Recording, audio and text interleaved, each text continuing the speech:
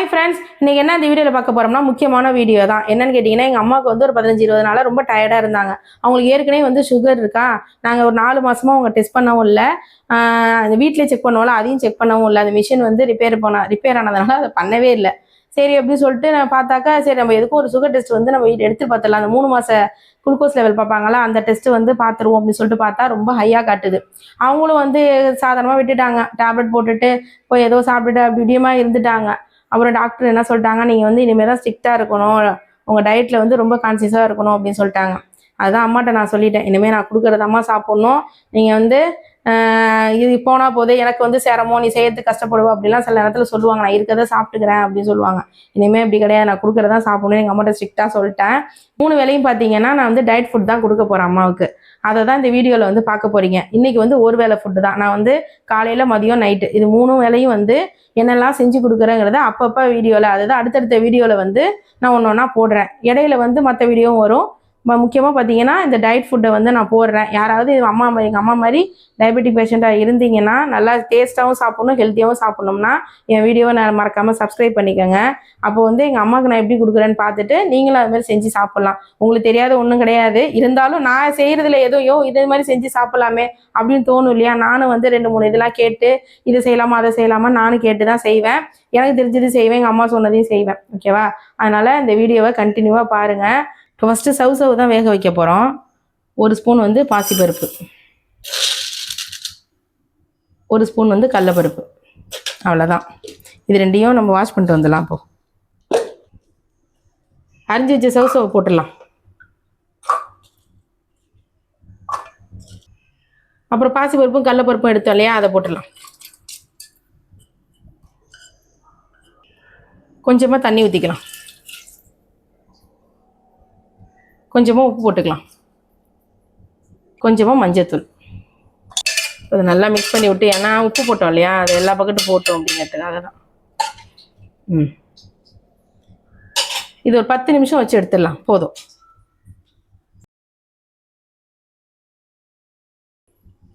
அடுத்தது முட்டைக்கோஸ் பொரியல் தான். அப்புறம் வந்து பச்சை பட்டாணி போட்டுக்கலாம், உப்பு போட்டுக்கலாம். உப்புலாம் கம்மியாக இருந்தால் பரவாயில்ல. நான் எல்லாத்துக்குமே ஒரு 3/4 பங்கு தான் உப்பு போட்டுட்ருக்கேன், நிறைய போடலை. அம்மா கொஞ்சமாகவே உப்பு போதும் அப்படின்னு சொல்லிட்டாங்க. மிளகாத்தூள், கொஞ்சமாக தண்ணி ஊற்றிக்கலாம்.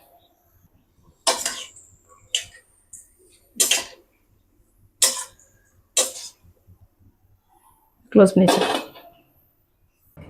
இப்போ முட்டைக்கோஸ் தாளிக்கிறதுக்கு கடுகு, உளுத்தம்பருப்பு, கடலைப்பருப்பு 3 போட்டு தாளிப்பு கொடுத்துருக்கேன். கொஞ்சமாக தான் எண்ணெய் ஊற்றிருக்கேன், 1 ஸ்பூன் தான் எண்ணெயே, ரொம்ப யூஸ் பண்ணணும்னு அவசியம் இல்லை இருக்குது. இப்போது வெங்காயம் போட்டுக்கலாம். வெங்காயம் வந்து நிறையா போட்டுக்கோங்க, ஏன்னா தேங்காயெல்லாம் நம்ம யூஸ் பண்ணல. அப்புறம் கருவேப்பிலை, வெங்காயம் நிறையா இருந்ததுன்னா நல்லாயிருக்கும் சாப்பிடும்போது. நுணுக்குன சோம்பு கொஞ்சம் போட்டுக்கிறேன். இதெல்லாம் வந்து ஒரு வாசனை கொடுக்கும். விருப்பப்பட்டால் நீங்கள் பச்சை மிளகாய் கூட போட்டுக்கலாம். நான் இன்றைக்கி போடலை, ஏன்னா அதில் வந்து மிளகாத்தூள் கொஞ்சம் கூடவே போட்டிருக்கேன், அதனால் நான் போடல. பச்சை மிளகாய் போட்டால் நல்லா வாசமாக தான் இருக்கும்.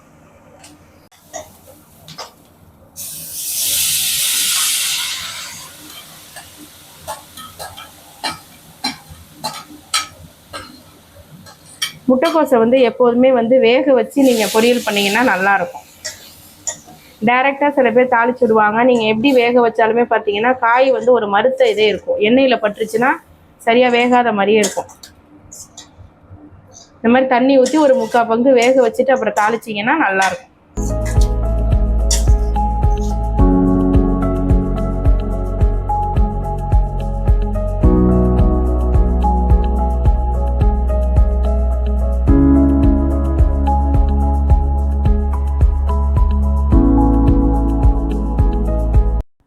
சவு கூட்டுக்கு பார்த்தீங்களா, ரொம்ப கம்மியாக எண்ணெய் ஊற்றிருக்கேன். அந்த பொரியலை விட இதுக்கு கம்மியாக ஊற்றிருக்கேன்.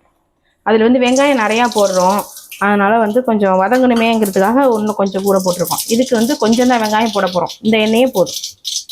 கடுகு போட்டு வரமிளகா போட்டுடலாம்.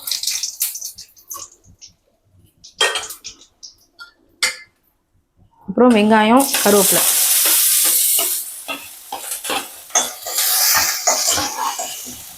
இதுக்கும் நுணுக்குன சோம்பு கொஞ்சம். சோம்பு நீங்கள் வந்து நுணுக்கி இந்த மாதிரி பொரியலில் கூட்டுலாம் சேர்த்திங்கன்னா நல்லா வாசமாக இருக்கும். நான் 3/4 சேர்ப்பேன் என்னோடய சமையலில். பொரியல் வறுவல் எதுலையாக இருந்தாலும் கொஞ்சம் கொஞ்சம் சோம்புத்தூள் போட்டுருவேன்.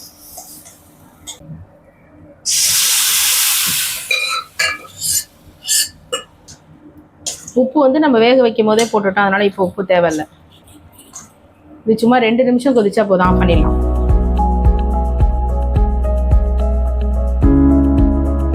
இப்போ சாதம் வச்சுருவோம். ஒரு 3/4 கப்பு வந்து குதிரைவாலி ரைஸ் எடுத்துக்கிறேன். ஒரு 1/4 கப்புக்கு கொஞ்சம் கம்மியாக பாசிப்பருப்பு போட்டுக்கிறேன். இப்போ அதே அளவு துவரம்பருப்பும் போட்டுக்கிறேன். இப்போ வாஷ் பண்ணிட்டு வந்தாச்சு. இப்போ வந்து மீடியம் சைஸ் ஒரு தக்காளி, அப்புறம் வந்து 2 பச்சை மிளகா, அப்புறம் வந்து ஒரு 7 சின்ன வெங்காயம், அப்புறம் வந்து பீன்ஸு, கேரட்டு, பட்டாணி 3 வந்து கொஞ்சம் கொஞ்சம் கட் பண்ணி வச்சுருக்கேன்.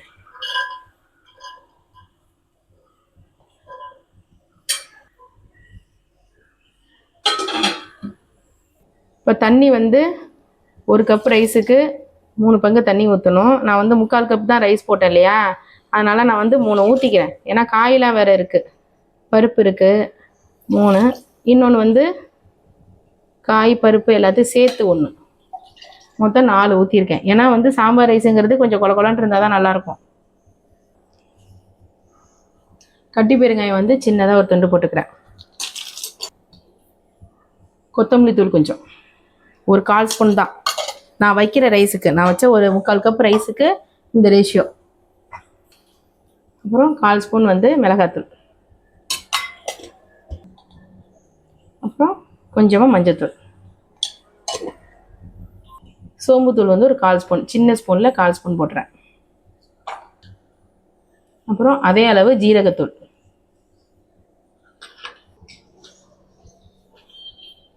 உப்பு ஒரு 1/2 ஸ்பூன் போடுறேன். பத்தலைன்னா நம்ம அப்புறமே கூட போட்டுக்கலாம். எல்லாத்தையும் நல்லா கலந்து விட்டுட்டு குக்கரில் ஒரு 5 விசில், நல்லா மீடியம் ஃப்ளேமில் வச்சு 5 விசில் விட்டு எடுத்துக்குவோம்.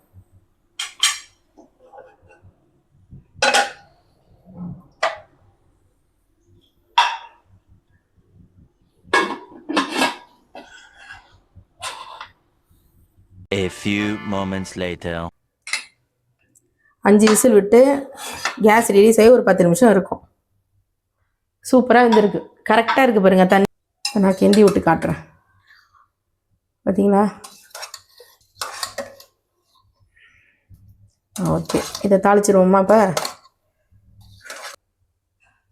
தாளிக்கிறதுக்கு கடாய் போட்டாச்சு. அது தாளிக்கிறதுக்கு முன்னாடி நான் வந்து ஒரு சின்ன புளியாங்கொட்டை அளவுக்கு புளி ஊற வச்சுருந்தேன்.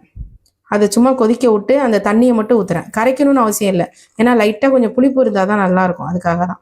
பார்த்தீங்களா, மீதி அப்படியே வச்சுட்டேன், அவ்வளோதான். இது கரைக்கணும்னு அவசியம் இல்லை. நீங்கள் வந்து கொஞ்சம் வெந்நீர் ஊற்றி வச்சிங்கன்னா கொஞ்சம் நேரம் கழிச்சு அந்த தண்ணி இருக்கும் பார்த்தீங்களா, அதை மட்டும் ஊற்றினா போதும். தாளிக்கிறதுக்கு முன்னாடி ஊற்றிடணும், அப்போ தான் நல்லாயிருக்கும். நல்லா மிக்ஸ் பண்ணிக்கும். தண்ணி அளவு ரொம்ப முக்கியம். கம்மியாக இருந்தாலும் நல்லா இருக்காது, கூட இருந்தாலும் தண்ணியாக போயிடும். இது கரெக்டாக இருக்குது பாருங்கள். இது தாளிச்சிட்டு ஒரு 5 நிமிஷம் கழிச்சு சாப்பிட்டீங்கன்னா கரெக்டாக இருக்கும்.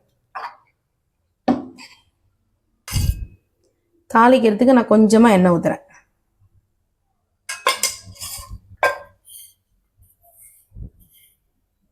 கொஞ்சமாக கடுகு, இப்போ கொஞ்சமாக ஜீரகம், அப்புறம் காஞ்ச மிளகா 1, கருவேப்பிலை கொஞ்சம்,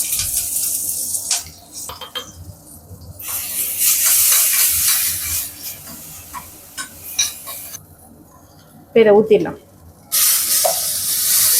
போடும்போதே தெரியுதா உங்களுக்கு கன்சிஸ்டன்சி?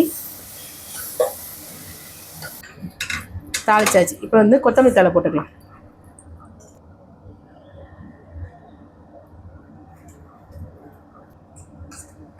சாம்பார் சாதம் ரெடி ஆயிடுச்சு, சைட் டிஷ்ஷும் ரெடி ஆயிடுச்சு.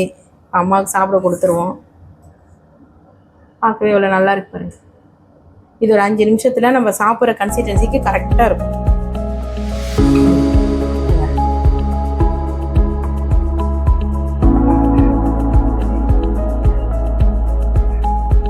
இங்கே வைங்க.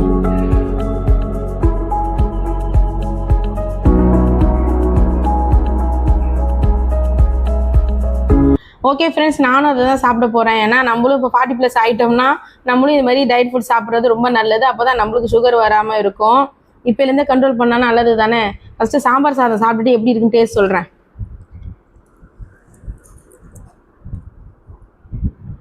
சூப்பராக இருக்குது, சரியான டேஸ்ட்டு.